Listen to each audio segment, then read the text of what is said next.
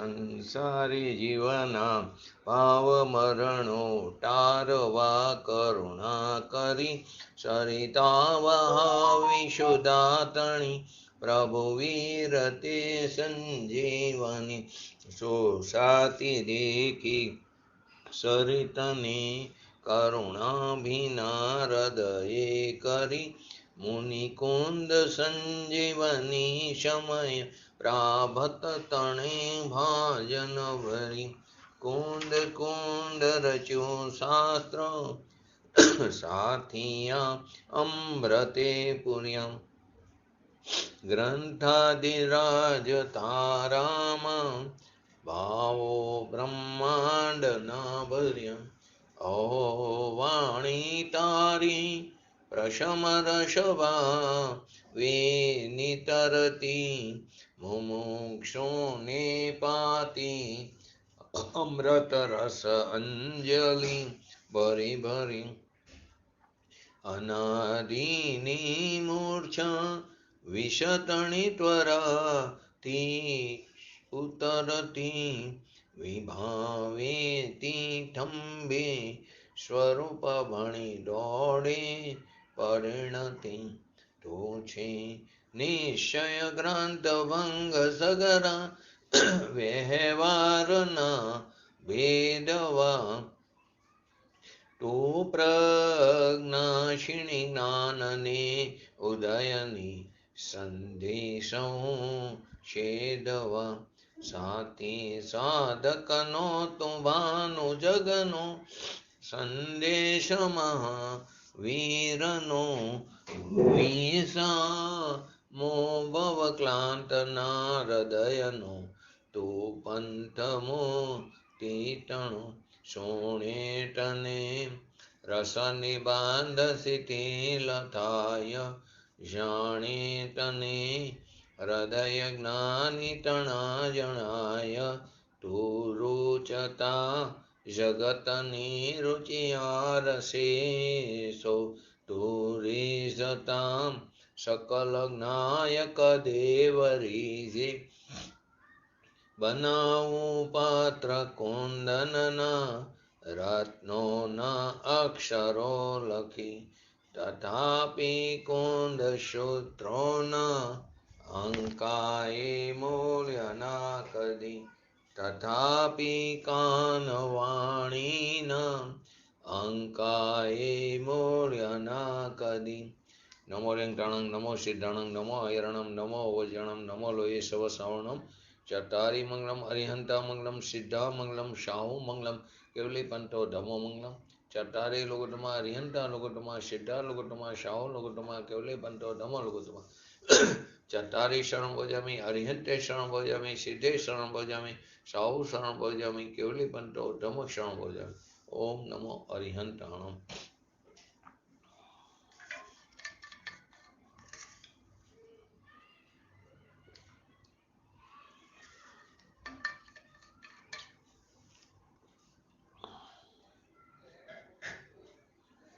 સમયસાર ગ્રંથાધિરાજની આપણે 65 અને 66 નંબરની જે ગાથા ચાલે છે એમાં જીવ એક દ્વિ ત્રિ ચતુર પંચેન્દ્રિય બાદર સૂક્ષ્મને પર્યાપ્ત આદિ નામ કર્મ તણી પ્રકૃતિ છે ખરે. અને 66 નંબરમાં પ્રકૃતિ આ પૂતગલમય થકી કરણ રૂપ થતા રે રચના થતી જીવ સ્થાનની જે જીવ કેમ કહાય તે. એની અંદર આપણે છેલ્લે પૂજ્ય ગુરુદેવશ્રીના પ્રવચનના આધારે આપણે 66 નંબરની ગાથા સમજી રહ્યા હતા કે જીવ સ્થાનના 14 ભેદ જીવ સમાસના એ નામની પ્રકૃતિથી ઉત્પન્ન થયેલા છે. એ જીવના જે સ્થાન છે 14 એ અજીવ છે એમ કીધું. કેમ કે નામ કર્મની જે પ્રકૃતિ છે પૂતગલ છે અને જે ભાવ જેના વડે ઉત્પન્ન થયો તે જ છે. એટલે કે જીવના સ્થાન તે અજીવ છે.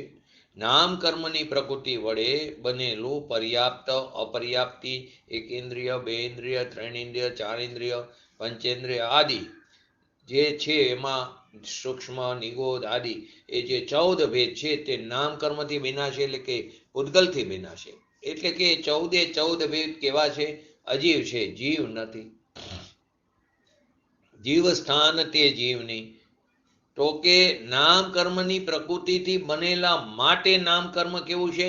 પૂતગલ છે, અજીવ છે. તો એનાથી બનેલા તો એ પણ કેવા હોય? અજીવ જ હોય. જીવ સ્વરૂપ તો કેવું છે? જ્ઞાયક ચિદાનંદ એક સ્વરૂપ, અભેદ સ્વરૂપ. એને અહીંયા જીવ કહેવામાં આવ્યો છે. એવી જ રીતે ગંધને લો. જેમ જીવસ્થાનને પૂતગલથી બનેલા ગણીને એને પૂતગલ જ ગણ્યું. એવી જ રીતે કેમ કે અજીવથી થયા માટે તેને શું ગણ્યું? અજીવ છે, તે જીવના નથી. એમ ગંધ લો, રસ લો, સ્પર્શ લો, રૂપ લો, શરીર લો, સંસ્થાન લો, સહનન લો, કોઈ પણ વસ્તુ 29 પ્રકારના ભાવો તેઓ પણ પૂતગલમય. તો અહીં તો અત્યારે પહેલા નામ કર્મની અપેક્ષાએ બાકીનું મોહ કર્મની આગળની ગાથામાં આવશે. તો કે ગંધ, રસ, સ્પર્શ, રૂપ, શરીર, સંસ્થાન, સહનન આ બધું નામ કર્મની પ્રકૃતિ. તો કે પૂતગલમય નામ કર્મની પ્રકૃતિ વડે રચાયા હોવાથી પૂતગલથી કેવા છે? તે અભિન્ન છે. આત્માથી ભિન્ન છે ને પૂતગલથી કેવા છે? અભિન્ન છે. તેથી માત્ર જીવ સ્થાનોને પૂતગલમય કહેતા આ બધા જે નામ બોલ્યા બધા કેવા થઈ ગયા? પૂતગલમય સમજવા. જેમ નામ કર્મની પ્રકૃતિને લઈને આવા 14 ભેદ જીવસ્થાનના પડ્યા, 14 ભેદ એને જેમ પૂતગલ કહ્યા અને પૂતગલથી તેને જેમ અભિન્ન કહ્યા તેવી જ રીતે આ બધાને પણ સમજવાનું. એટલે કે જીવ સ્વભાવથી ભિન્ન કયા? પૂતગલથી કેવા છે? અભિન્ન, એટલે કે એક છે. અને જીવ સ્વભાવથી કેવા છે? ભિન્ન છે. એવી રીતે ગંધ આદિ, શરીર આદિ બધા પૂતગલથી કેવા છે? અભિન્ન છે અને પૂતગલ જ કયા છે. આત્મા એને કયો નથી. માટે વર્ણાદિક આદિ જીવ નથી એમ નિશ્ચય નહીંનો એ સિદ્ધાંત છે. સાચી દ્રષ્ટિના વિષયનો એ સિદ્ધાંત છે. સ્પર્શ, રસ, ગંધ, વર્ણ આદિ ગુણસ્થાન આદિ ભેદ તે આદિ જીવ નથી. તો આ પ્રમાણે તે 65 અને 66 નંબરની ગાથા પૂરી થઈ. હવે આપણે એનો શ્લોક 38 અને 39. જે વસ્તુથી જે બને તે તેનાથી ન અન્ય. જે વસ્તુથી જે બને તે એનાથી ન અન્ય. સ્વર્ણ મ્યાન તો સ્વર્ણ છે, અસી એનાથી અન્ય. અને 39નો શ્લોક. વર્ણાદિક જે ભાવ છે તે સૌ પૂતગલ જન્ય, એક શુદ્ધ વિજ્ઞાન ઘન આતમ એથી અન્ય. તો એનું જે સંસ્કૃતમાં છે તો કે નિર્વતયર્તે એન યદત્ર કિંચિત તદેવ તસ્થાન કથત નાન્યત રૂકમેણ. આ શબ્દ યાદ રાખજો, રૂકમેણ. નિવૃત્તિ મિહાસિકોસ પશ્યંતિ રૂકમ નો કથયન નાશિમ. તો કે જે વસ્તુથી જે ભાવ બને છે, જે વસ્તુથી જે ભાવ બને તે ભાવ તે વસ્તુ જ છે. જે વસ્તુથી જે ભાવ બને તે ભાવ તે વસ્તુ છે. કોઈ પણ રીતે અન્ય વસ્તુ નથી. કોઈ પણ પ્રકારે તે અન્ય વસ્તુ નથી. કેમ કે સોનાથી નિર્મિત મ્યાનને, ઓલામાં સોનાનું પડ હતું, વરખ હતું. અહીં તો સોનાથી નિર્મિત મ્યાન, તલવાર હોય મ્યાન એ સોનાની હોય તો આપણે કહીએ સોનાની તલવાર. તલવાર તો લોખંડની છે પરંતુ જે મ્યાન છે તે કેવી છે? સોનાની. તો સોનાથી નિર્મિત મ્યાનને લોકો સોના રૂપે જ દેખે, તલવાર રૂપે નહીં. એવી રીતે એથી હે જ્ઞાનીજનો આ વર્ણાદિકથી લઈને ગુણસ્થાન પર્યંત ભાવો એ એક પૂતગલની જ રચના જાણો. પૂતગલ જ જાણો, પૂતગલની રચના જ જાણો ને પૂતગલ જ જાણો. આ ભાવો પૂતગલના જો આત્માના નથી. કેમ કે આત્મા તો કેવો છે? વિજ્ઞાન ઘન છે, જ્ઞાનનો પુંજ છે, જ્ઞાન પિંડ છે. તેથી આ ભાવોથી કેવો છે? આત્મા ભિન્ન છે. ટીકા લો કે કરશ લો, બંનેમાં એક સરખો ભાવ હોવા છતાં ઉદાહરણમાં અંતર આપ્યું છે. ટીકામાં સ્વર્ણનું પત્ર લીધું અને કરશની અંદર સુવર્ણની મ્યાન લીધી. ટીકામાં સ્વર્ણનું પત્ર એટલે કે વરખની વાત કરી અને કરશમાં સુવર્ણની મ્યાન લીધી. તેવી જ રીતે ટીકામાં સોના માટે કનક શબ્દ વાપર્યો, ટીકામાં સંસ્કૃતમાં સોના માટે કેવો કનક શબ્દનો ઉપયોગ કરવામાં આવ્યો ને કરશમાં રૂકમ આવ્યું ને, રૂકમ કે પશ્યંતી રૂકમ, તો એ રૂકમ શબ્દ જે છે તે કરશમાં રૂકમ શબ્દનો પ્રયોગ છે. રૂકમ શબ્દનો અર્થ પરમધ્યાત્મ તરંગિણીમાં આચાર્ય શુભચંદ્રજીએ, સમયચાર વચનાનિકમાં જયચંદજીએ, સપ્તદશાંગી ટીકામાં સહજાનંદ વર્ણીજીએ, તેમજ અધ્યાત્મ અમૃત કરશમાં પંડિત જગનમોહનલાલજીએ સોનું જ કર્યો છે. બધાએ સૌ કર્યો એનો અર્થ સોનું. શેનો? રૂકમ. રૂકમ શબ્દનો અર્થ પરમધ્યાત્મ તરંગીમાં આચાર્ય શુભચંદ્રજીએ, સમયસાર વચનિકામાં જયચંદજીએ, સપ્તદશાંગી ટીકામાં સહજાનંદ વર્ણીજીએ, તેમજ અધ્યાત્મ અમૃત કરશમાં પંડિત જગમોહનલાલજીએ રૂકમ શબ્દનો અર્થ સોનું જ કર્યો. પરંતુ પંડિત પાંડે રાજમલજીએ કરશ ટીકામાં રૂકમ શબ્દનો અર્થ ચાંદી કર્યો છે. એમને શું કર્યો હોય? ચાંદી કર્યો છે. પંડિત પાંડે રાજમલજીની કરશ ટીકાના આધારે નિર્મિત હોવા છતાં પણ સમયસાર નાટકમાં કવિવર પંડિત બનારસી દાસજીએ કનક શબ્દનો જ પ્રયોગ કર્યો છે, ચાંદીનો નહીં.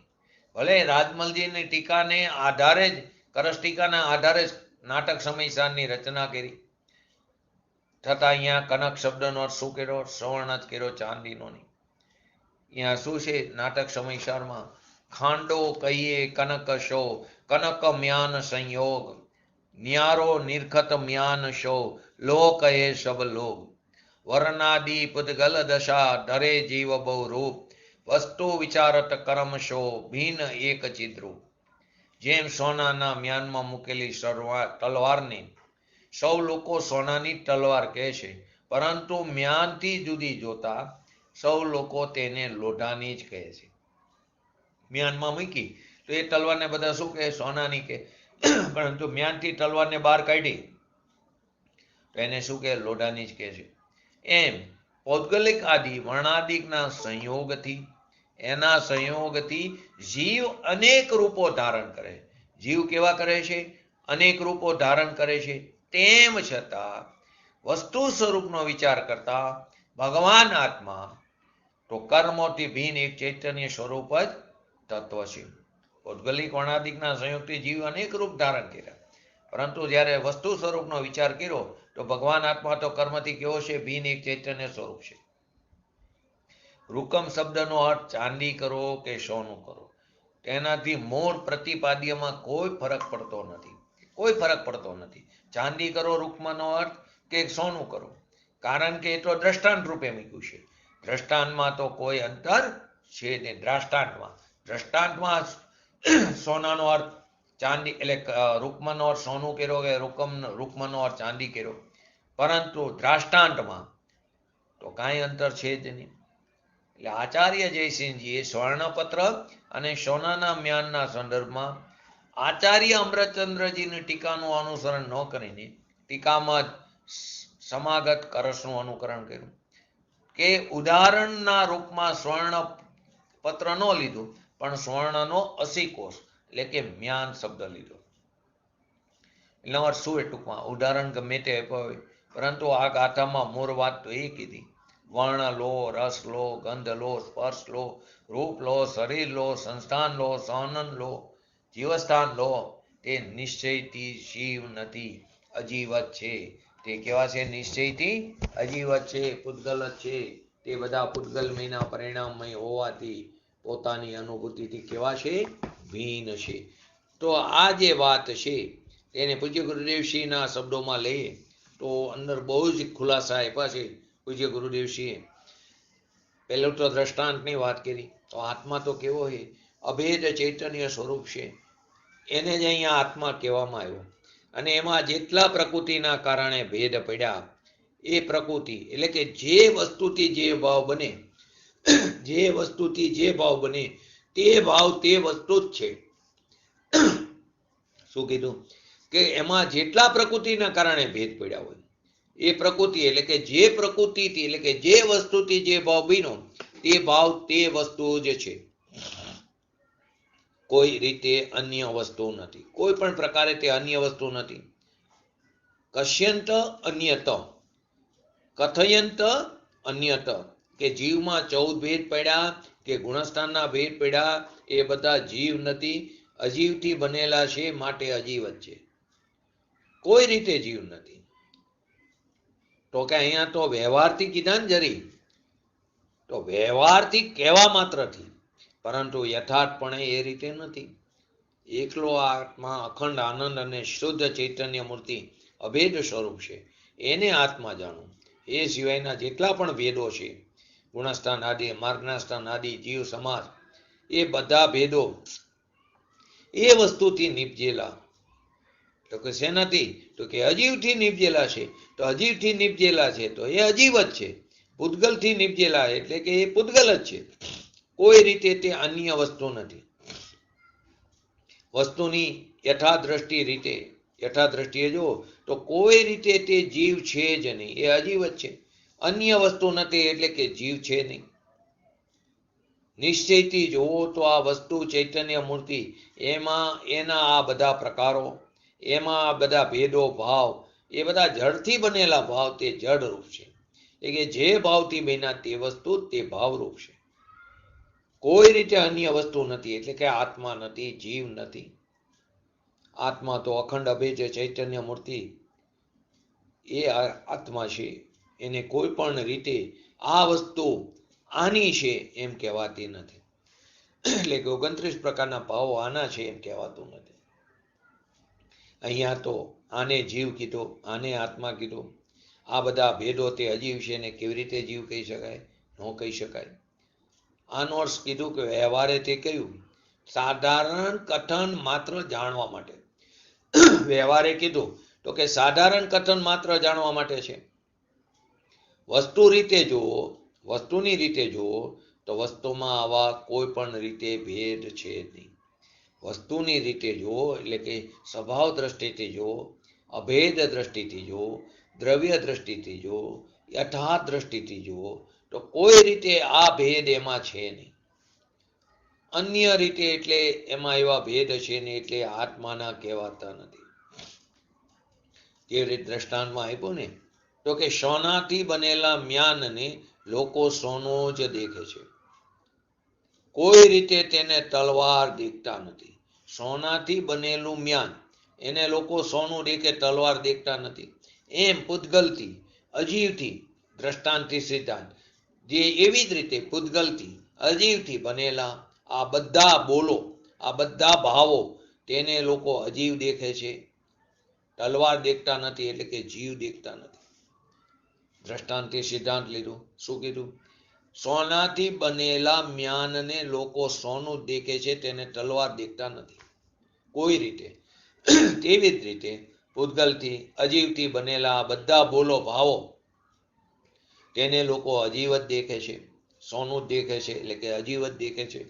તલવાર દેખતા નથી એટલે કે તેને જીવ દેખતા નથી. આ દ્રષ્ટાંતથી સિદ્ધાંત લીધું. તો પ્રશ્ન થાય, એના જેવો આકાર તો છે ને, આકાર તો ખરો ને, તલવાર જેવો આકાર તો ખરો ને મ્યાનનો. આકાર તે પોતાનો છે સ્વતંત્ર. સોનાનો આકાર છે સ્વતંત્ર. સોનાનો આકાર છે સ્વતંત્ર. આત્મા કેવો છે? તો કે જે પર્યાય મેલી એ પ્રકારનો એનો આકાર છે. તો કે એ પ્રકારનો એનો આકાર, તો કે એના સ્વતંત્રથી છે. સોનાનો આકાર જે છે સ્વતંત્ર છે. અંદર તલવાર તે ભિન્ન રહી ગઈ, અંદર જુદી ચીજ રહી ગઈ, અને ઉપર મ્યાન છે તે તેનાથી ભિન્ન છે. એવી રીતે એનામાં વર્ણ, ગંધ, રસ, શરીર, સ્પર્શ, ગુણસ્થાનના ભેદો તે બધા મ્યાનની જેમ ઉપર રહી ગયા, અને અંદરમાં રહી ગઈ તલવાર, એટલે કે અભેદ અખંડ આત્મા, એ ભિન્ન છે. અહીં મ્યાનને શું કીધું? 29 પ્રકારના ભાવો. અંદરની જે તલવાર છે એ અભેદ અખંડ આત્મા, એ ભિન્ન છે. આવા ચૈતન્ય સ્વરૂપ, આવો ભગવાન આત્મા આવા ભેદભાવથી કેવો છે? તદ્દન ભિન્ન છે. લોકો ભેદભાવને ભેદભાવ એટલે શું? અજીવ ભાવથી થયેલા અજીવ દેખે છે એમ કહે છે. અજીવ ભાવથી થયેલા અજીવ દેખે છે એમ કહે છે અહીંયા આ ગાથાને અનુલક્ષીને. દેખનારની દ્રષ્ટિમાં ફેર છે ને એથી એને જીવ દેખે છે. ખરેખર તો દ્રષ્ટિમાં ભ્રાંતિ છે. દેખનારની દ્રષ્ટિમાં ફેર છે એથી એને અજીવ દેખે, એને જીવ દેખે છે. ખરેખર તો અજીવ ભાવથી થયેલાને અજીવ દેખે છે. અહીંયા એમ કે છે પરંતુ દેખનારની દ્રષ્ટિમાં ફરક છે એથી એને જીવ દેખે છે. ખરેખર સોનાથી બનેલા મ્યાનને સોનું દેખે છે એમ અજીવથી બનેલા બધા ભાવોને ધર્મી જીવ તેને અજીવ દેખે છે. અજીવથી થયેલા બધા ભાવો બનેલા જે બધા 29 પ્રકારના ભાવો ધર્મી એને કેવો દેખે છે? અજીવ દેખે છે. કોઈ રીતે એને જીવ દેખતા નથી, એટલે કે કોઈ રીતે એને તલવાર દેખતા નથી. એને સોનું જે દેખે છે, દેખાય એ જ કહે છે સોનું છે, તલવાર નથી. અહીં જે બાહ્ય દ્રષ્ટિથી આ બધા ભેદો દેખાય છે, શરીર, વાણી, મન, રાગ, દ્વેષ આદિ, એ બધા અજીવ છે, જીવ નથી. આ બધા ભેદો અજીવ સ્વરૂપ છે અને એ કોઈ પણ રીતે જીવ સ્વરૂપ હોઈ શકતા નથી. અહીં તો હજી શરીર ને વાણી ને મન, આપણે તો હજી એમ શું કે શરીરને કારણે ધર્મ થાય, વાણીને કારણે, મનને કારણે, તો કે શરીરને, વાણીને, મનને મારા એને લઈને એને એનામાં મારાપણું કરીને સચેતથી ક્રિયા થાય છે. સચેત શરીરથી ધાર્મિક ક્રિયા થાય એમ માની બેઠા છે. તો કે ખરેખર તો એ બધા કેવા છે? અજીવ છે અને એમાં આત્માનો અભાવ છે. તો સચેત શરીરથી ધાર્મિક ક્રિયા થાય. જેટલા 29 બોલ કીધા, માર્ગણા, ગુણસ્થાન, જીવસ્થાન, સંયમ, લબ્ધિ સ્થાન, રાગ, દ્વેષ, શુભ રાગ, પરિણામ, એ બધા કેવા છે? આત્માથી ભિન્ન છે. એ શુભ રાગ જેમ સોનાને સોનું મ્યાનને દેખે, સોનાને સોનું મ્યાનને દેખે, તલવાર દેખતા નથી, એમ ધર્મી રાગને અજીવ દેખે છે. એ રાગને અજીવ દેખે છે, સોનું દેખે છે, એને તલવાર દેખતા નથી, એટલે કે એને જીવ દેખતા નથી. તેને કોઈ રીતે જીવ દેખતા નથી. શું કે પશ્યંતી રૂકમન કચયાનાસીમ, એટલે કે તલવાર દેખતા નથી. આવો ચૈતન્ય જ્યોત ભગવાન આત્મા એ અજીવ ભાવથી, ભગવાન અને અજીવ ભાવથી એને દેખતા નથી. રાગ, દ્વેષ આદિ બધા અજીવ ભાવ છે. પુણ્યાદિ બધા અજીવ ભાવ છે. જે ભાવે તીર્થંકર ગોત્ર બંધાય, જે ભાવે તીર્થંકર ગોત્ર બંધાય એ ભાવ પણ અજીવ છે. એ તો ઉત્કૃષ્ટમાં ઉત્કૃષ્ટ શુભ ભાવ થયો. એ ઉત્કૃષ્ટમાં ઉત્કૃષ્ટ શુભ ભાવ, એટલે કે એ ભાવને પણ શું કીધું? અજીવ કીધું. પૂજ્ય ગુરુદેવ છે સંપ્રદાયમાં વાત કરેલી, જે ભાવે તીર્થંકર ગોત્ર બંધાય તે બંધનું કારણ છે, તેનાથી બંધ થાય છે. તો અહીંયા રાડ પડી ગઈ હતી, કેમ કે એક શું છે? આશ્રવ છે. શુભ ભાવને અહીંયા આશ્રવ કીધું. તો કે જે ભાવે તીર્થંકર ગોત્ર બંધાય એ ભાવ અજીવ છે. અજીવને અજીવ તરીકે જોવે, સોનાના મ્યાન અને સોના તરીકે જોવે છે, પણ મ્યાનને તલવાર તરીકે જોતા નથી. એ મ્યાનને તલવાર તરીકે જોતા નથી, અજીવને અજીવ તરીકે જોવે છે. સોનાના મ્યાનને સોના તરીકે જોવે, પણ એ તલવાર તરીકે ન જોવે. અંદર તલવાર ભીન રહી ગઈ અને ઉપરનું મ્યાન સોનાનું એ પણ ભીન રહી ગયું. એવી રીતે રાગ, દ્વેષ આદિ, વિકલ્પ આદિ, સંયોગો આદિ એ બધાને સોના તરીકે જેમ દેખે છે ઉપરના, ઉપર જે મ્યાન જે સોનું છે, એમ રાગ, દ્વેષ આદિ, વિકલ્પો, સંયોગો આદિ એ સોનાની જેમ કેમ દેખે છે ઉપરના, એમ આ બધાને અજીવ તરીકે દેખે છે. અજીવથી બનેલાને અજીવ તરીકે દેખવું એ જ ખરેખર યથાર્થ દ્રષ્ટિ છે. આ બધા શેનાથી બનેલા છે? અજીવથી બનેલા. અજીવથી બનેલાને અજીવ તરીકે દેખવું એ બધું શું છે? એ યથાર્થ દ્રષ્ટિ છે. એને કોઈ પણ રીતે જીવપણે દેખવું એ વસ્તુની યથાર્થ દ્રષ્ટિ નથી, પરમાર્થ દ્રષ્ટિ નથી. એને કોઈ પણ રીતે જીવપણે દેખવું એ યથાર્થ દ્રષ્ટિ નથી. માટે વર્ણાદિક પૂતગલથી બને છે, તેથી પૂતગલ જ છે, જીવ નથી. બીજા કળશની અંદર પહેલામાં સાધારણ વાત કરી, હવે વિશેષ. વર્ણાદિશામાગ્ય ભિન્ન વિદંતુ નિર્માણ મેકસ્ય હિ પૂતગલસ્ય તટોડસ્તિવદ પૂતગલ એવમ નાત્મા યતસ વિજ્ઞાન ઘન તટોડન્ય. એટલે જ્ઞાનીજનો શું કહે છે, ધર્મીજનો આ વર્ણાદિક આદિ ગુણસ્થાન પર્યંત જે 29 પ્રકારના જે ભાવો છે તેને અહીંયા એકલા પૂતગલના કીધા. ધર્મી જીવો કે જે રંગ, ગંધ, રસ, સ્પર્શ, ગુણસ્થાન આદિ તે બધાય એક પૂતગલની રચના જાણો. એક પૂતગલની, આત્માની કાંઈ નહીં. હવે જો અહીંથી ભેદ પડે છે. એક કોર એમ કહે છે કે આત્મા એકલો રાગ દ્વેષ આદિથી બંધાયેલો એકલો છે. શાસ્ત્રમાં એક બાજુ એમ આવે.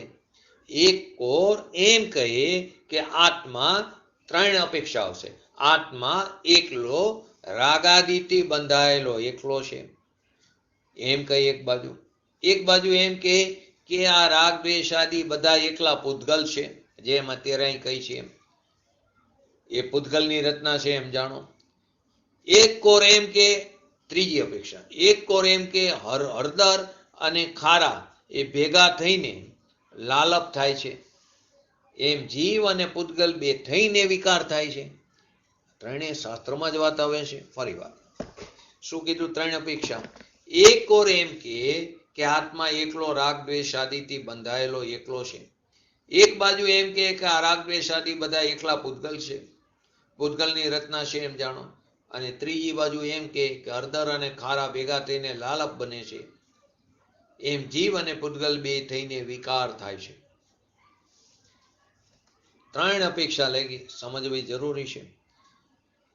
અહીં તો પૂતગલની રચનાનો પાઠ છે. નિર્માણ મેકસ્ય હિ પૂતગલસ્ય, નિર્માણ મેકસ્ય હિ પૂતગલસ્ય. અહીંયા કઈ અપેક્ષા છે? એકલો દ્રવ્ય સ્વભાવ, જે ચૈતન્ય સ્વભાવ એને ભિન્ન બતાવવા આ ગુણસ્થાન, જીવસ્થાન, દયા, દાન, વ્રત, તપ, ભક્તિ આદિના ભાવ એકલી પૂતગલની રચના જાણો.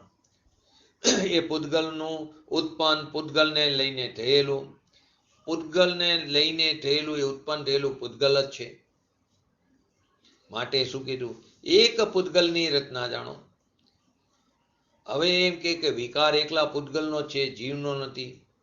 એમ આવે ને, વિકાર એકલો પૂતગલનો છે, જીવનો નથી, એમ આમાં આવે છે ને. અહીંયા તો એકલો ચૈતન્ય ભગવાન આત્મા એકરૂપ, એની અપેક્ષા જીવ સ્વરૂપમાં એ નથી. એકલો અભેદ જે ભગવાન આત્મા છે એ અપેક્ષા એ જીવ સ્વરૂપમાં નથી. વિકાર એકલા પૂતગલનો છે, જીવનો નથી. એથી આ બધા ભંગ ભેદો એકલા પૂતગલોથી રચાયેલા જાણવા. આ બધા ભંગ ભેદો જે છે એકલા પૂતગલથી રચાયેલા જાણવા લાયક છે. જાણવા લાયક છે એટલે કે જ્ઞેય છે. હાદરવા લાયક તો આ એકલો ભગવાન આત્મા છે, એ અપેક્ષા કહેવામાં આવ્યું. બીજું 126 નંબરની ગાથા. કરતા કર્મ 47 નહીમાં બેમાં એવું બંધ અને એ બંધ પોતાથી બંધાય છે. 47 નહીમાં નિશ્ચય નહીમાં એકલો જીવ બંધ અને મોક્ષમાં એકલો પરમાણુની જેમ યોગ્યતાથી બંધાઈને છૂટે છે. એકલો આત્મા બંધરૂપ છે, રાગના અને વિકારના બંધરૂપે એકલો છે. આપણે એ સમજશું. આત્મા એકલો બંધરૂપ છે, જેવી રીતે પરમાણુ જે બંધાઈને છૂટે તેમ એમ એકલો આત્મા બંધરૂપ છે, રાગના અને વિકારના બંધરૂપ એકલો છે. 50 એમાં વળી શું કીધું? કે વિકાર એકલો નિમિત્તની અપેક્ષા વિના નિરપેક્ષ આત્માના એકલા વિકાર, આત્મામાં એકલો વિકાર છે. કોઈ પણ નિમિત્તની અપેક્ષા વગર નિરપેક્ષ આત્માનો એકલો વિકાર છે. એટલે કે નિમિત્ત એટલે કે હેતુ વિના એકલો આત્મા વિકારપણે નિર્હેતુ નિરપેક્ષ પરની અપેક્ષા વિના એકલો સંસારની પર્યાયે પરિણમેલો છે. કઈ છે તત સમયની વર્તમાન પર્યાયની યોગ્યતાથી રાગ દ્વેષ આદિ વિકાર ભાવ થાય છે તે નિરપેક્ષ થાય, કોઈની અપેક્ષાની જરૂર નથી. તે એની એ સમયની વર્તમાન પર્યાયની યોગ્યતાથી થાય. ત્યારે નિમિત્ત તરીકે પરદ્રવ્ય હોય છે, પરંતુ થાય છે તો પોતાની યોગ્યતાથી, પોતાના સષ્ટકારકોને કારણે. તો ત્યાં તો પરદ્રવ્યથી જુદો પાડવાની અપેક્ષા એ વાત છે. પરના લક્ષ્ય થાય, પરંતુ પરદ્રવ્યથી કેવો છે રાગદ્વેષ આદિ ભીન છે, તારી પોતાની પર્યાયમાં થાય છે. તો કે એ અપેક્ષા વાત કરી. પરદ્રવ્યથી જુદો આત્મા એની દરેક અવસ્થા, તે દ્રવ્ય ગુણ તો નિરપેક્ષપણે જ પડ્યા છે. પરની અપેક્ષા વિના પણ એની વિકારી અવસ્થા, એટલે કે પરની અપેક્ષા વિના એની વિકારી અવસ્થા એના સ્વકારે પોતાના કારણે પોતાના સષ્ટ કર્મથી બને છે, પોતાના સષ્ટકારકથી બને છે. કર્તા, કર્મ, કરણ, સંપ્રદાન, અપાદાન, અધિકરણ એનાથી બને છે. પોતાથી રાગ દ્વેષ વિકાર આદિ બને. એમાં પરની એટલે કે નિશ્ચયની પરની જરા પણ અપેક્ષા નથી. નિશ્ચયથી જયસેન આચાર્યએ કીધું ત્રીજી અપેક્ષામાં કે હળદર અને ખારો બે ભેગા થવાથી લાલ રંગ થાય. આપણે ઓલું નિશ્ચયથી આત્માનું સમજી કે બંધ અને મોક્ષની વાત આપણે નિશ્ચયની અપેક્ષાએ સમજી. 47 નહીંમાં આપણે વ્યવહારની અને નિશ્ચય નહીંને સમજ્યા હતા. 44 નંબર અને 45 નંબરનો નહીં, તો એને આપણે પ્રવચન સારના આધારે સમજશું. તો જયસેન આચાર્યએ શું કીધું? હળદર ને ખારો બે ભેગા થવાથી લાલ રંગ થાય. હળદર અને ચૂનો એમ બે ભેગા કરો તો શું થાય? લાલ રંગ બને. જેવી રીતે પતિ અને પત્ની મળીને પુત્ર હોય, એકલાનો નહીં. એમ રાગ દ્વેષ પૂતગલ અને જીવ બંને મળીને થાય છે. રાગ દ્વેષ પૂતગલ અને જીવ બંને મળીને થાય છે, એકલાનો નહીં. અહીંયા એ સ્થાને એમ લખ્યું જયસેન આચાર્યજીએ. આ સ્થાને આત્માના લેખા, એક બાજુ લેખા એકલા પૂતગલના લેખા. આ સ્થાને શું લખ્યું કે બંને મળીને થાય છે, એકલાનો નહીં. એક બાજુ એમ લખ્યું કે આત્માના લેખા, તારી પોતાની પર્યાયમાં થાય છે. અહીં એમ કીધું અત્યારે ગાથાને અનુલક્ષીને, શ્લોકને અનુલક્ષીને કે પૂતગલની રચના જાણો. સમજવું શું છે કે જ્યાં લખ્યું કે વિકાર આદિ પરિણામ સ્વના પરની અપેક્ષા વિના નિરપેક્ષ પોતાથી થાય, ત્યાં એની સ્વતંત્ર પર્યાયને સિદ્ધ કરી. પર્યાયની સ્વતંત્રતા સિદ્ધ કરી, પર્યાયની પરાકાષ્ઠા સિદ્ધ કરી કે એને કોઈની પરની અપેક્ષા નથી. કેમ કે દ્રવ્ય અને ગુણ નિરપેક્ષ સ્વતંત્ર અહેતુક છે, એમ પર્યાય પણ અહેતુક છે, એ પણ નિરપેક્ષ છે, એ પણ સ્વતંત્ર છે. તો વિકાર આદિ પરિણામ સ્વના પરની અપેક્ષા વિના નિરપેક્ષ પોતાથી થાય, ત્યાં એની સ્વતંત્ર પર્યાયને સિદ્ધ કરી. અને જ્યાં બે લેખા, ત્યાં નિશ્ચયથી વિકાર પોતાથી છે, કોઈ પરને કારણે નહીં, પોતાની ભૂલને કારણે. નિશ્ચયથી વિકાર પોતાથી છે, પણ નિમિત્ત કર્મ છે એનું જ્ઞાન બેયનું કરાવવા પ્રમાણ જ્ઞાનથી વાત કરી. હળદર અને ખારો બે ભેગા મળીને લાલ થયું, એવી રીતે પૂતગલ અને જીવ બે ભેગા મળ્યા અને રાગ દ્વેષ થયા. તો ત્યાં બેની વાત આવી, ત્યાં નિશ્ચયથી તો વિકાર પોતાથી છે, પણ નિમિત્ત કર્મ છે એનું જ્ઞાન, એ બેનું જ્ઞાન કરાવવા પ્રમાણ જ્ઞાનથી વાત કરી. અહીંયા એકલા સ્વભાવ દ્રષ્ટિએ જીવ દ્રવ્યના સ્વભાવની અપેક્ષા એમાં આવા થોડા ભેદ હોય. સ્વભાવની રચનામાં રાગની રચના સ્વભાવથી થોડો હોય. એકલો જીવ સ્વભાવ, નાયક સ્વભાવ, એની અંદર આ પ્રકારના ભાવો નથી. તો ત્રણ પ્રકારે વાત થઈ. એક બાજુ કીધું એકલું આત્માનું છે, આત્મામાં થાય છે, એટલે કે એની પોતાની પર્યાયમાં થાય છે. બીજી બાજુ એમ કીધું કે પૂતગલથી થયેલા છે, માટે તે પૂતગલની જ રચના જાણો. અને ત્રીજી બાજુ એમ કીધું બંને ભેગું થઈને જીવ અને પૂતગલ થઈને. તો ત્રણેયની અપેક્ષા અલગ અલગ છે. બોલો ત્રણેયની કઈ કઈ અપેક્ષા આવશે? પહેલી વસ્તુ આવી કે પહેલી અપેક્ષા શું આવી ને એમાં શું કહેવા માંગ્યું? પહેલી અપેક્ષા શું આવી?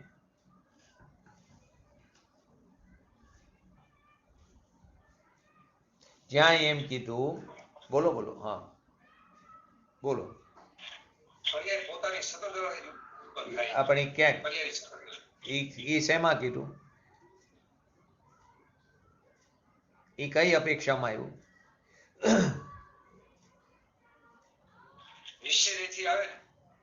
બરાબર, પણ એ શેમાં આવ્યું? પંચાસ્તિકાયની વાત એ ને, વિકાર એકલો નિમિત્તની અપેક્ષા વિના નિરપેક્ષ આત્મામાં, એટલે કે વિકારપણે નિર્હેતુક નિરપેક્ષ પરની અપેક્ષા વિના એકલો સંસારની પર્યાયપણે પરિણમે છે. અહીંયા વાત એવી આ ગાથાને અનુલક્ષીને પૂતગલની રચનાની અપેક્ષા, ને ત્યાં વાત એવી હતી પદ્રવ્યથી જુદો પડવાની અપેક્ષાએ વાત કરી. ક્યાંય બીજે પદ્રવ્યમાં શુદ્ધતા નથી થતી, તારી પોતાની પર્યાયમાં થાય છે. તો પદ્રવ્યથી જુદો આત્મા એની દરેક અવસ્થા, દ્રવ્ય અને ગુણ તો નિરપેક્ષપણે જ પડ્યા હોય, પણ અવસ્થા પણ કેવી છે? નિરપેક્ષપણે. પરની અપેક્ષા વિના પણ એની વિકારી અવસ્થા એના સ્વકારે પોતાને કારણે, પોતાના સંસ્કારકોને કારણે બને છે. એમાં કોઈ એને પરની નિશ્ચયથી અપેક્ષા નથી. અને જ્યાં હળદર અને ખારો બે ભેગા મળીને લાલ રંગ થાય, તો ત્યાં કઈ અપેક્ષાએ કીધું?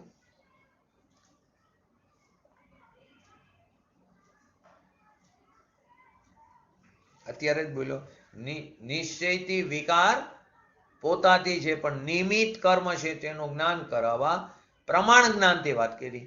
બેની વાત ઉપાદાન અને નિમિત્તથી, કે નિશ્ચયથી વિકાર કોનાથી? પોતાથી છે, પણ નિમિત્ત કર્મ છે તેનું પણ સાથે જ્ઞાન કરાવ્યું.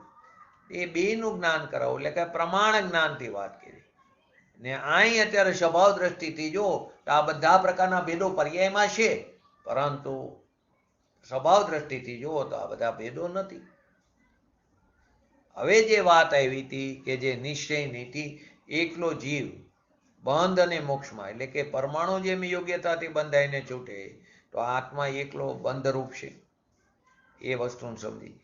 વ્યવહારની અને નિશ્ચયની 44 નંબર અને 45 નંબરનો નહીં આપણે જેને આપણે સમજ્યા હતા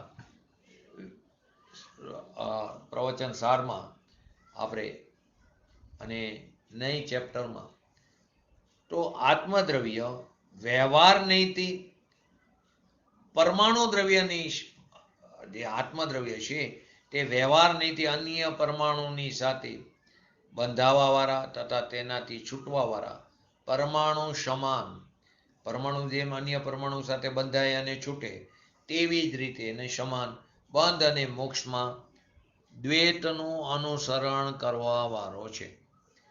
ક્યાં નહીંથી? વ્યવહાર નહીંથી. આત્મદ્રવ્ય વ્યવહાર નહીંથી જેવી રીતે અન્ય પરમાણુની સાથે પરમાણુ બંધાય, તો અન્ય પરમાણુની સાથે બંધાવાવાળા તથા તેનાથી છૂટવાવાળા પરમાણુ, બે પરમાણુ વચ્ચે બંધ થાય ને છૂટો થાય એની સ્નિગ્ધ અને વૃક્ષ ની કારણે તે અન્ય પરમાણુની સાથે બંધાવાવાળું તથા તેનાથી છૂટવાવાળા પરમાણુ સમાન બંધ અને મોક્ષમાં દ્વૈતનું અનુસરણ કરવાવાળો છે. અને નિશ્ચય નીતિ જો તો બંધને અને મોક્ષને યોગ્ય સ્નિગ્ધ અને વૃક્ષ ગુણરૂપથી પરિણમી. નિશ્ચય નીતિ જુઓ તો બંધ અને મોક્ષને યોગ્ય સ્નિગ્ધ અને વૃક્ષ એ ગુણરૂપથી પરિણમી બદ્ધમાન અને ભુજમાન એ પરમાણુ સમાન બંધ અને મોક્ષમાં અદ્વૈતનું અનુસરણ કરવાવાળો. એને આપણે થોડુંક વિસ્તારથી સમજીએ. ભગવાન આત્મામાં કહેવા શું માગે છે? એક એવી યોગ્યતા છે કે જેનાથી તેની બંધ તથા મોક્ષ પર્યાયોની કર્મની સાપેક્ષતાથી એટલે દ્વૈત ભાવથી જોઈ શકાય. આત્મામાં એક એવી યોગ્યતા છે કે જેનાથી તેની બંધ અવસ્થાને મોક્ષ અવસ્થાને કર્મની સાપેક્ષતાથી જોઈ શકાય છે. આ યોગ્યતાને વ્યવહાર ધર્મ કીધું. અને આનાથી વિરુદ્ધ એક એવી યોગ્યતા પણ છે કે જેનાથી તેની બંધ અને મોક્ષ પર્યાયોને કર્મથી નિરપેક્ષ એટલે કે અદ્વૈત ભાવના રૂપમાં પણ જોઈ શકાય. બંધ અને મોક્ષ પર્યાયને કર્મથી નિરપેક્ષ અદ્વૈત ભાવના રૂપમાં પણ જોઈ શકાય છે. આ યોગ્યતાને નિશ્ચય ધર્મ કીધું. આ બંને ધર્મને જાણવાવાળું જ્ઞાન જેનું નામ વ્યવહારની અને નિશ્ચયની કહેવામાં આવ્યું. અહીં આપણે જે વ્યવહારની નિશ્ચયનીના ભેદ સમજ્યા એ વાત નથી. આ 47 નિયમા અને વ્યવહારની અને નિશ્ચયની પ્રવચન સારના. અહીંયા બંધ અને મોક્ષ પર્યાયોને કર્મની સાપેક્ષતા કેવી તેને વ્યવહારની કહેવામાં આવ્યો. અન્યત્ર વ્યવહારની વ્યાખ્યા જોવા મળે ને, પરાશ્રિતો વ્યવહાર સ્વદ્રવ્ય અપદ્રવ્ય ને તેના ભાવોને તથા કારણ કાર્યાદિને કોઈને કોઈમાં ભેરવીને નિરૂપણ કરે. એ વ્યાખ્યા અહીં પણ ઘટિત થઈ. આત્મા કર્મથી બંધાયેલો છે અને કર્મથી છૂટો છે એમ કહેવામાં પરદ્રવ્યની અપેક્ષા આવે. આત્મા કર્મથી બંધાયેલો છે અને કર્મથી છૂટો છે એમ કહેવામાં કર્મની પરદ્રવ્યની અપેક્ષા આવી. તેથી બંને અવસ્થાઓમાં દ્વૈત ઊભો થયો. કર્મનો આવી ને સાપેક્ષતા, તો શું થયું? દ્વૈત ઊભો થઈ જાય છે. જો કે અભેદ આત્મામાં બંધ મોક્ષનો ભેદ કરવો પણ દ્વૈત છે. અભેદ આત્મામાં બંધ અને મોક્ષનો ભેદ કરવો, બંધ અને મોક્ષ એનો ભેદ કર્યો તો એટલે બે પણ બે થયું. દ્વૈત એટલે બે પણ તો દ્વૈત છે. પરંતુ અહીં એ વાત નથી. અહીંયા તો કર્મથી બંધાવવું અને કર્મથી છૂટવું એને દ્વૈત કહેવામાં આવે. બાકી તો અભેદ આત્મામાં બંધ અને મોક્ષ, બંધ એક વસ્તુ થઈ, મોક્ષ બીજું થયું, તો બે પણ થયું એટલે દ્વૈત. એ વાત અહીં નથી. પણ અહીં તો કર્મથી બંધાવવું અને કર્મથી છૂટવું એની એ દ્વૈતની વાત છે. એને દ્વૈત કહેવામાં આવ્યું છે. તો ભગવાન આત્મા સ્વયં પોતાની યોગ્યતાથી બંધાય અથવા મુક્ત થાય. ભગવાન આત્મા પોતાની યોગ્યતાથી જ બંધાય છે. જેમ પરમાણુ પોતાની યોગ્યતાથી બંધાય અને છૂટે, એવી રીતે આત્મા પણ પોતાની યોગ્યતાથી બંધાય અને મુક્ત થાય છે.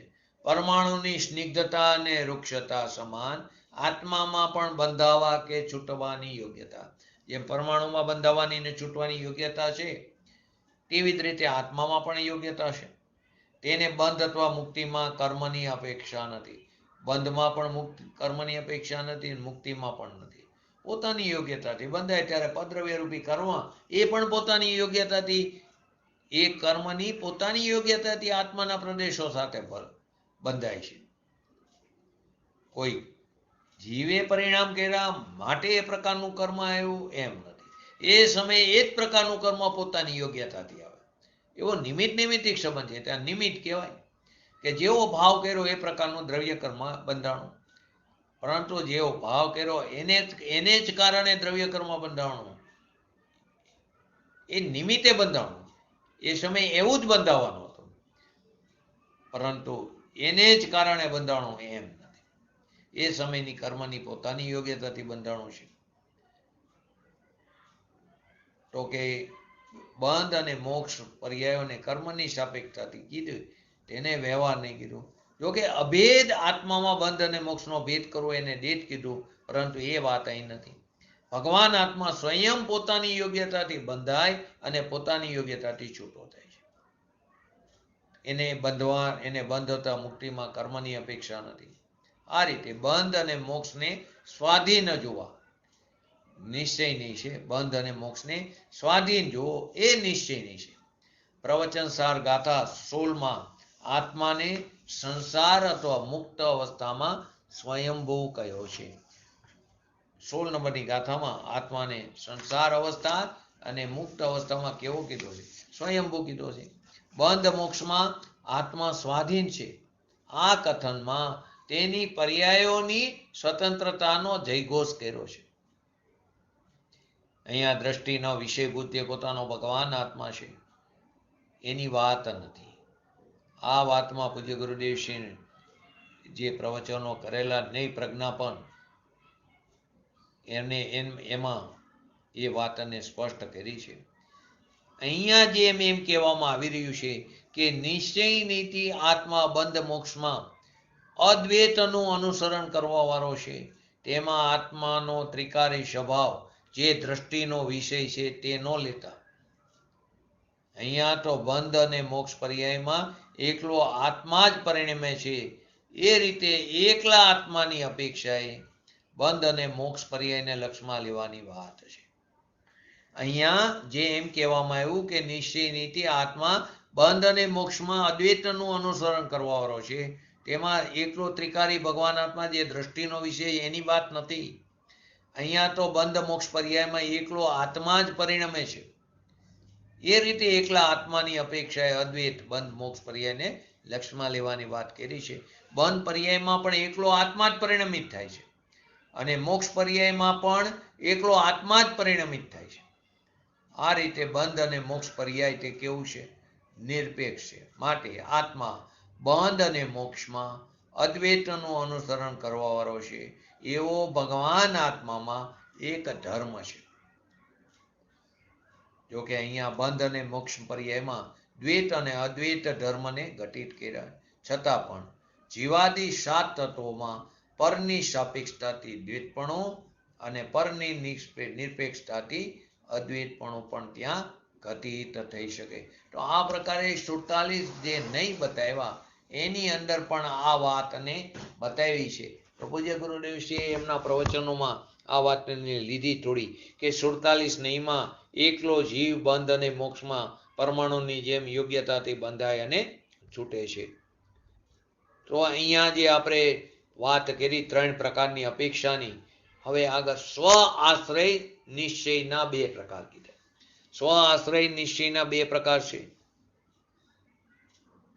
રાગ દ્વેષ પર્યાય તે બધું સ્વ આશ્રિત છે. રાગ દ્વેષ આદિ જે પર્યાય છે તે બધું કેવું હોય? સ્વ આશ્રિત. તે નિશ્ચય પોતે પોતાનું છે, પોતાની એ સમયની પર્યાયની યોગ્યતા થઈ જાય છે. પણ એક સ્વ આશ્રય સ્વભાવને આશ્રિત લો તો સ્વભાવમાં એ છે નહીં.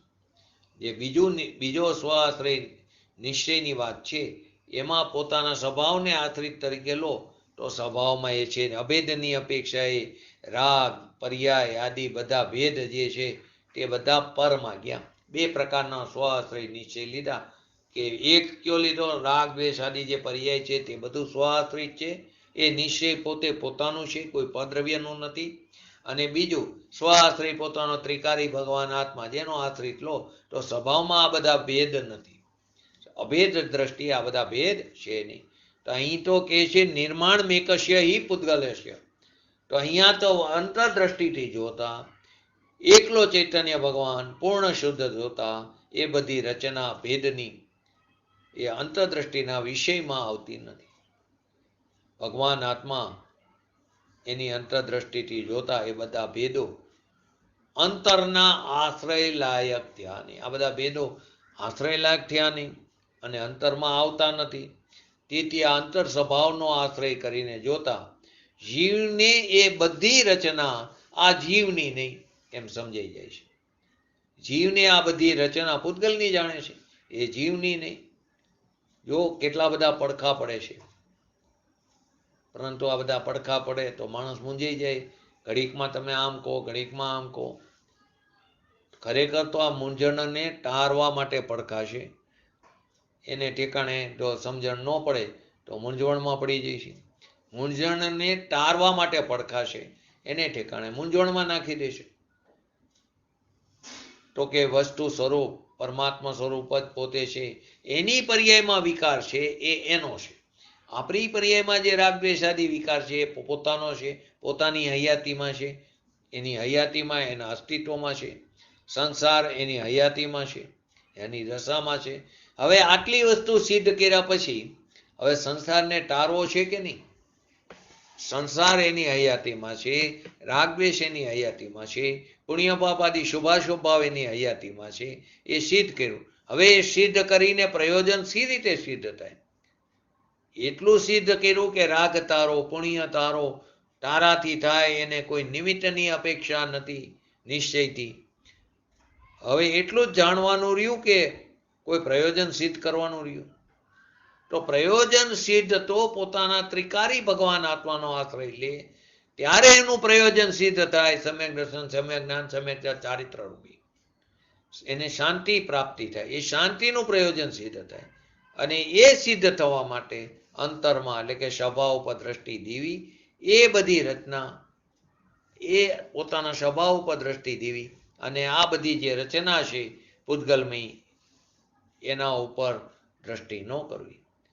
એ બધી જડની રચના છે, પૂતગલની રચના છે, અજીવની રચના તે અજીવ છે, જીવ સ્વભાવ તો એનાથી ભિન્ન છે. તો પૂજ્ય ગુરુદેવ સિંહ કે તમે આ વારી ઘડી અલગ અલગ વાત કરો, એક ખીલે બાંધો ને. તો આ એક જ ખીલે બાંધ્યા છે. આત્મા એને સિદ્ધ કર્યો પહેલો કે આ આત્મા છે, આ ગુણવાળો છે, પર્યાયવાળો છે, રાગ દ્વેષ પુણ્ય પાપના મિથ્યા પરિણામ આદિવાળો છે, સંસારી છે, વિકારી છે, દોષી છે, અપરાધી છે, એ સિદ્ધ કર્યું. પણ પછી હવે એને શું કરવું છે એને અપરાધ ટાળવો છે કે અપરાધ રાખવો છે? અપરાધ ટાળવો હોય તો કેવા જીવનો આશ્રય લઈ તો અપરાધ ટળે? તો કે એકલો ચૈતન્ય મૂર્તિ ભગવાન આત્મા એનો આશ્રય લેતા મિથ્યા તો તરે છે. સમ્યક જ્ઞાન પ્રાપ્ત થાય, સમ્યક દર્શન પ્રાપ્ત થાય, શાંતિની પ્રાપ્તિ થાય. એ દ્રષ્ટિને અંતરમાં લાવવા, સ્વભાવ ઉપરનું અસ્તિત્વ સ્વીકારવા, કહે છે કે જીવના એ બધા ભેદો રાગ દ્વેષ આદિ એ એના છે નહીં, એના નથી એટલે કે અજીવના છે. એમ કરીને જ્ઞાતામાં જ્ઞેય કરીને એ બધા ભેદોને જીવના નથી અજીવના છે એમ કરી જ્ઞાતામાં પરજ્ઞેય કરી નાખ્યું, જ્ઞેય કરી નાખ્યું. વ્યવહારને પણ પરજ્ઞેય કહી દીધો. ખરેખર જો આને જો સમજ ન પડે તો મૂંઝવણમાં મુકાઈ જાય. તો કે તું ચૈતન્ય સ્વરૂપ એક સ્વરૂપ સ્વભાવ છે. આપણે સિદ્ધિ કરવી છે કે નહીં? કે અપરાધ છે, આપણે અપરાધ કર્યો છે, આપણે ભૂલ કરી છે, આપણાથી થયો છે. પૂજ્ય ગુરુદેવશ્રી કે આપણાથી થયો લાખ વાર નહીં, અનંત વાર, અને આપણામાં જ છે. આપણામાં છે તો આપણે ટાળવાનો પ્રયત્ન પણ આપણે કરવું પડશે. તો આપણે નિમિત્ત અને અપરાધનું લક્ષ છોડવું છે તારે, એટલે કે ત્યાં સુધી તારી દ્રષ્ટિ નિમિત્ત ઉપર હશે, ત્યાં સુધી તારી દ્રષ્ટિ અપરાધ એટલે કે દશા ઉપર હશે, ભૂલ દશા પર્યાય ઉપર, ભૂલવાળી સંસારવાળી કોઈ પણ અવસ્થા ઉપર દ્રષ્ટિ હશે, ત્યાં સુધી તને આત્મિક શાંતિની પ્રાપ્તિ નહીં થાય. કારણ કે એનું લક્ષ રાખશો તો અપરાધ થયા જ કરશે, ભૂલ થયા જ કરશે. અપરાધ એટલે ભૂલ થયા જ કરશે, ભવ ભ્રમણ ચાલુ જ રહેશે. હવે એને લક્ષમાં રાખવું છે કે લક્ષમાં એનો કોઈ નાશ કરે એવી ચીજ એને લક્ષમાં રાખવી છે? જે લક્ષમાં તને લેવું હોય કે કોને, તો કે શુદ્ધ અભેદ ચૈતન્ય દ્રવ્યને, એનાથી આ બધા ભેદો રાગના, પુણ્ય, પાપ આદિના એ બધા ભેદો એ તારામાં છે નહીં. પછી લક્ષ તો કોનું કરવાનું? પોતાના અભેદ આત્માનું. આ ભેદ ઉપર લક્ષ નથી કરવાનું. માટે પૂજ્ય ગુરુદેવશ્રી કે વાતો તો ઘણી કરી, હવે કોઈ પ્રયોજન સિદ્ધ કરવું છે કે નહીં? સંસાર કેવો છે? દુઃખરૂપ છે. એ ક્યાં છે? તો કે મારી દશામાં છે. દુઃખરૂપ પર વસ્તુ નથી, કોઈ પર વસ્તુ દુઃખરૂપ નથી. માટે જ આપણે વારંવાર કહીએ પરને કારણે દુઃખ નથી. દુઃખરૂપ પર વસ્તુ નથી, દુઃખરૂપ સ્વભાવ પણ નથી, દુઃખરૂપ પર વસ્તુ પણ નથી, દુઃખરૂપ સ્વભાવ પણ નથી. તો દુઃખરૂપ મારી દશામાં જે સંસાર છે એ દુઃખરૂપ છે. એ દુઃખ આપણી દશામાં છે. કોણે? તો કે મેં સ્વયં કરેલું છે, મારાથી રચેલું છે, મારો એ ભાવ છે. તો હવે મારે શું કરવું? હવે મારે દુઃખને ટાળવું છે કે નહીં, કે રાખવું છે? તો દુઃખને ટાળવા માટે દુઃખની દશા આત્માથી જો બનેલી માન તો એનું લક્ષ ત્યાંથી ખસશે. જો આ દુઃખની દશા સ્વભાવથી બનેલી માન તો લક્ષ તો સ્વભાવ ઉપર જ રહેવાનું, તો ત્યાંથી ખસશે નહીં. તો કે દુઃખની દશા આત્માથી બનેલી માની તો આત્મા ઉપર લક્ષ કરવું, તો એ પણ આત્મા થયો એટલે કે એના ઉપરનું લક્ષ નહીં છૂટે, દુઃખની દશા ઉપરનું. એ દુઃખની દશા ખરેખર તો અજીવની રચેલી છે, એ જીવના સ્વભાવમાં તો આવેલી નથી. તો સ્વ આશ્રિત પણ ક્યાં કરવું છે દ્રષ્ટિ? તો કે સ્વ આશ્રિત જે પરમ ત્રિકારી ભગવાન આત્મા છે એના ઉપર દ્રષ્ટિ કરવી છે, એનો આશ્રય કરવો છે. એટલે પરથી લક્ષ છોડ્યું. પહેલા તો પૂજ્ય ગુરુદેવશ્રી વારંવાર કહેતા કે તમે અહીં મારી સાથે સ્વાધ્યાયમાં બેઠા, પ્રવચનમાં બેઠા, તો મેં એટલું તો માન્યું કે તમે પરદ્રવ્યથી લક્ષ છોડ્યું છે, પરંતુ અહીં આવીને પણ તમે પર્યાયનું લક્ષ કરવા માંડ્યા. જ્યાં સુધી પર્યાયની સન્મુખતા નહીં છોડે ત્યાં સુધી ભગવાન આત્માની પ્રાપ્તિ નહીં થાય. તો પરથી તો લક્ષ છૂટશે પણ પછી પર્યાયમાં લક્ષ રહેશે. તો ત્યાંથી પણ લક્ષ છોડવાની વાત છે. જ્યાં સુધી પર્યાય ઉપર પણ લક્ષ રહેશે ત્યાં સુધી ભગવાન આત્માની પ્રાપ્તિ નહીં થાય. નિર્ણય પણ પર્યાયમાં થાય, ભૂલ પણ પર્યાયમાં, મોક્ષ પણ પર્યાયમાં,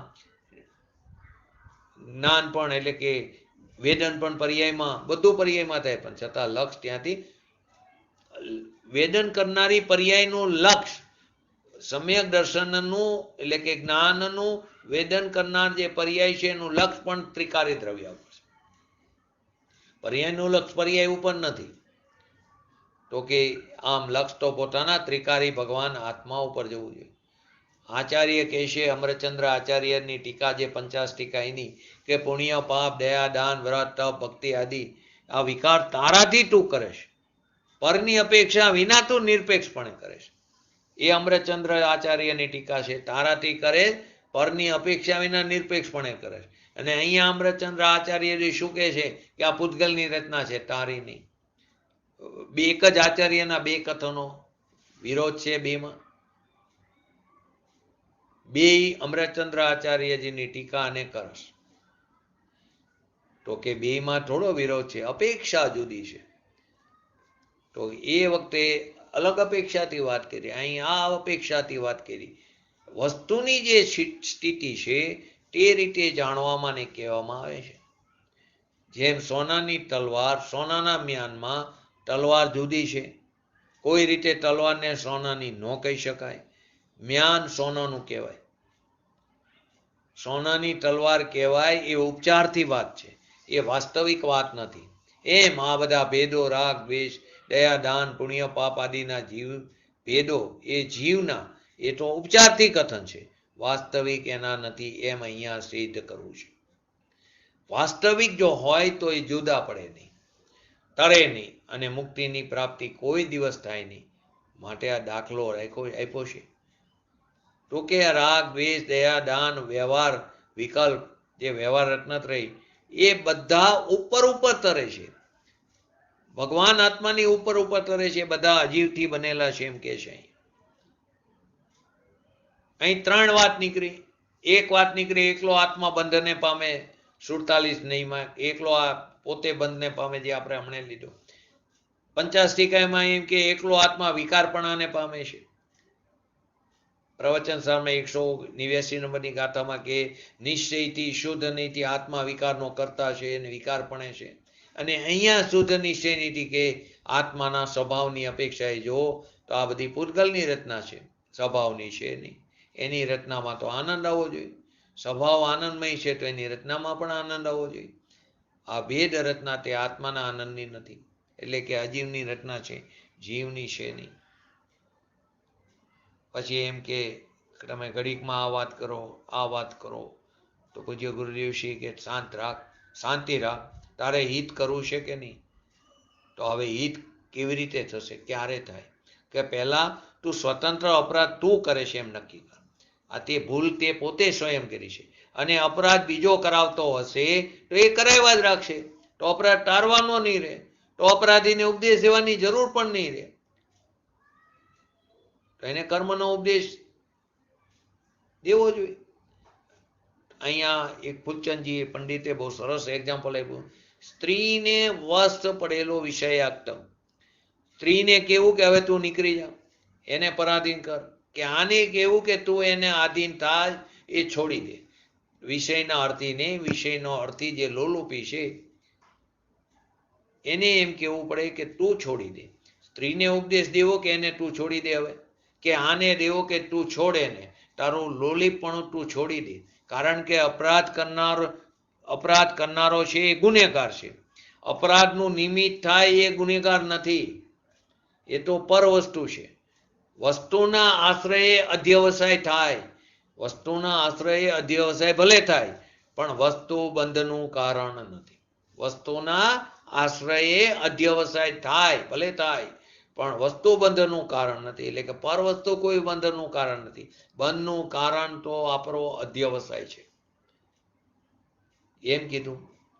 બંધનું કારણ એ છે, તારો ભાવ તે બંધનું કારણ છે. રાગમાં એકત્વતા, ઉપયોગમાં એનું એકત્વપણું કરવું એ બંધનું કારણ છે. મિથ્યા ભ્રમ તે કર્યો છે, કોઈ બીજાએ કર્યો નથી. તો અહીંયા કહે છે મિથ્યાત્વ આદિ ગુણસ્થાન આદિ એ બધી રચના અજીવની છે, તારી નહીં. તો તારા બધા ભેદોની રચના ઉપર લક્ષ કરવું છે, એ લક્ષ તો તારું અનાદિથી છે.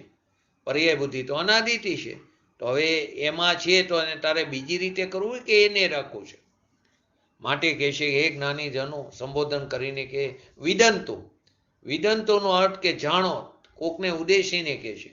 સમજાય છે, હે ધર્મી જીવો, હે જ્ઞાની જનો, તમે આત્માના જ્ઞાયક ભાવમાં આ ભેદને ન જાણો. એ બધા ભેદને તમે પૂતગલની રચના જાણો, એટલે કે આ સ્વભાવ તરફનો આશ્રય કરતા આપણને જે આનંદ અને શાંતિની પ્રાપ્તિ થશે, એમાં પછી આ જે ભેદ જે છે એ વસ્તુનું એક એનું તને જ્ઞાન રહેશે, એ ભેદોનું જ્ઞાન રહેશે, એટલે કે અજીવનું જ્ઞાન રહેશે. જીવના સ્વભાવનું જ્ઞાન આ બાજુ થયું, એટલે એના એટલા ભેદનું અજીવનું જ્ઞાન છે. જીવના સ્વભાવનું જ્ઞાન આ બાજુ થયું, એટલા ભેદનું અજીવનું જ્ઞાન છે. એટલે કે જીવની પર્યાય નહીં, એ અજીવની છે. માટે આ ભાવો પૂતગલ જ છે. એમ કીધું, નિર્માણ મેકસ્ય હિ પૂતગલસ્ય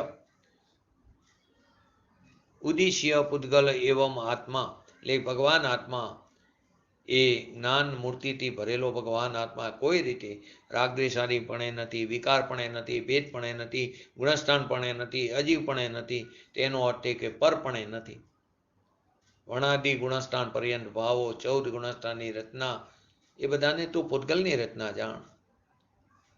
13મું ગુણસ્થાન, 14મું ગુણસ્થાનને તું પૂતગલની રચના જાણ.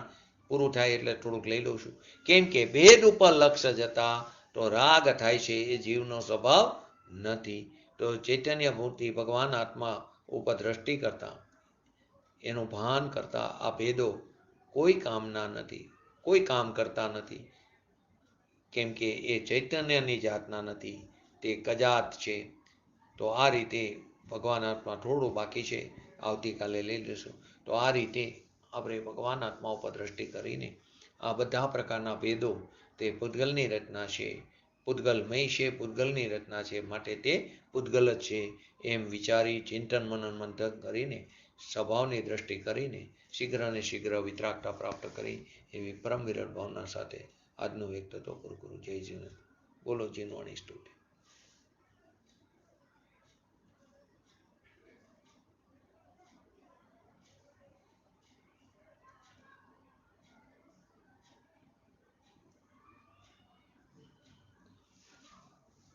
निज निधि निज में बताई, यह अनंत उपकार है.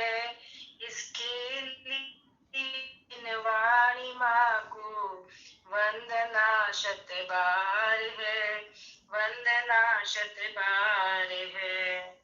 नमो रें रणं नमो सिद्धाणं नमो अयरणं नमो वज्रणं नमो लोय शव श्रावणं चट्टारी मंगलम अरिहंता मंगलम सिद्धा मंगलम शाहु मंगलम केवली पंतो धमो मंगलम चट्टारी लोकोत्तमा अरिहंता लोकोत्तमा सिद्धा लोकोत्तमा शाहु लोकोत्तमा केवली पंतो धमो लोकोत्तमा चट्टारी शरण भोजामि अरिहंते शरण भोजामि सिद्धे शरण भोजामि शाहु शरण भोजामि केवली पंतो धमो शरण. बोलिए श्री पंच परमेष्ठी भगवंतोनो जय हो. बोलिए श्री जीनवाणी मातनो जय हो. बोलिए श्री परम पूज्य परम उपकारी श्री सद्गुरु देवनो जय हो. बोलिए श्री प्रसमूर्ति भगवती मातनो जय हो. बोलिए श्री सनातन जैन दिगंबर धर्मनो जय हो.